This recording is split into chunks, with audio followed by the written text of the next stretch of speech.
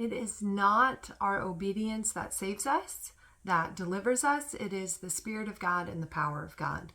I was speaking with a group of ladies last night, and we were talking about overcoming the fear of man and overcoming hesitation and overcoming fear. We were basically talking about overcoming fear and persevering in overcoming fear. And we were talking about that our obedience doesn't save us. Last year I did a Share the Gospel challenge, and for every day in the month of August, I shared the gospel with a stranger, a new person who I had never shared the gospel with. I, for the longest time, struggled with fear of sharing the gospel, fear of strangers. I can do it on outreaches. I can do it, with other people. But for some reason, when I am alone, I still struggle with the fear of sharing the gospel with strangers.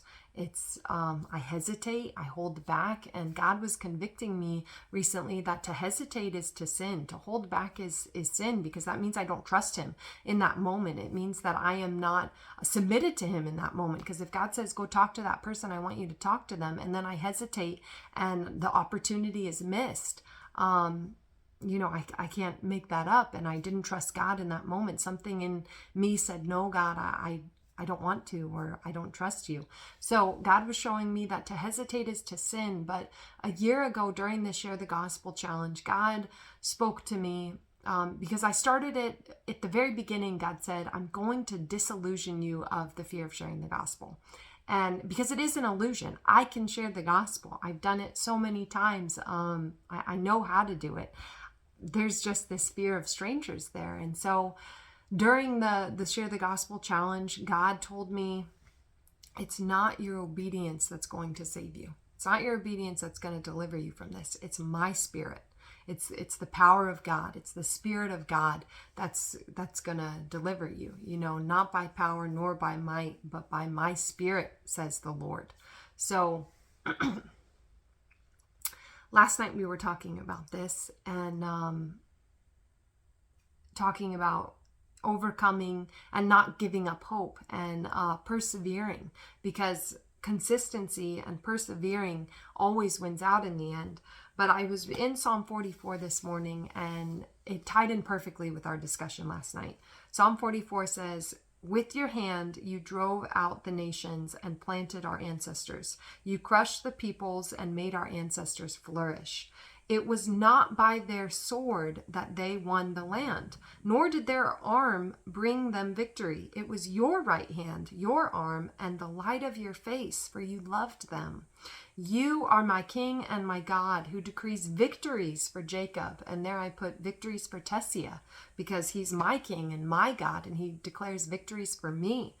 Through you we push back our enemies. Through your name we trample our foes. I put no trust in my bow. My sword does not bring me victory. But you give us victory over our enemies. You put our adversaries to shame.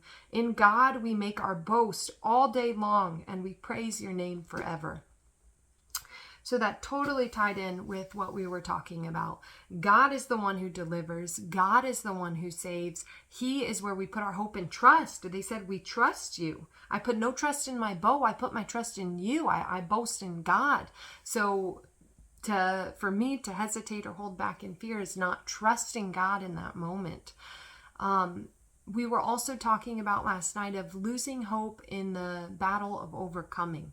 If there's something you've prayed about for a long time, if there's something you have sought God on for a long time and you feel like you're not getting victory, you can feel hopeless. It can feel like, well, I'm just never going to win this fight. I give up.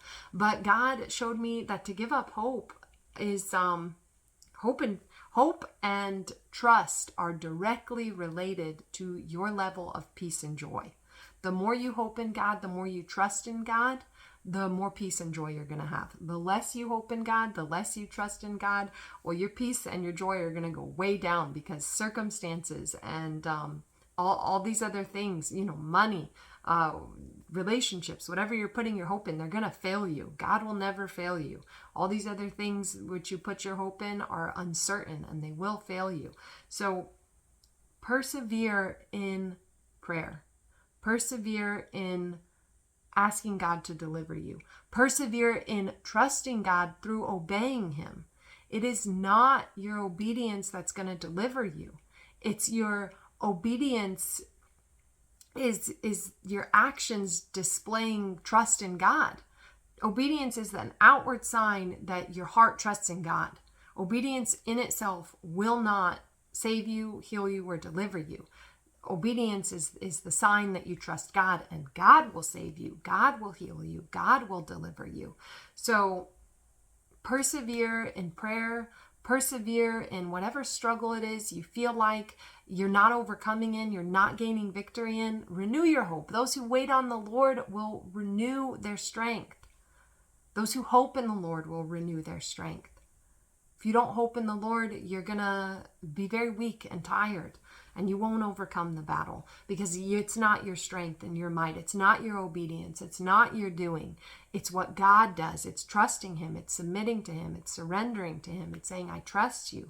I believe you have destined me for victory. I will not be overcome by this. I will not resign myself to live this way, to live a captive in this area, to live defeated in this area. That is not your plan. That is not your will. God, I am going to hope in you. I'm going to trust in you. So I would just like to encourage you today, trust in God, put your hope in God, persevere in whatever area it is that you're struggling in. For me, it's sharing the gospel with strangers alone. I am going to trust in God. I am going to believe in God. I am going to pray when he tells me, go talk to that person, and I feel fear come on me. I'm going to be honest and say, God, I feel afraid, but help me. I believe you're going to help me. Come right now and help me. And I'm going to trust that his Spirit is going to enable me to do what he is calling me to do, because that is who God is. He always enables his people to do what he calls them to do. He never tells you to do something and then just leaves you high and dry to accomplish it on your own. Trust in God, hope in God, wait on God. So I pray this video blesses you and encourages you, and you all have a blessed and a beautiful day, a day filled with God's beauty. Bye.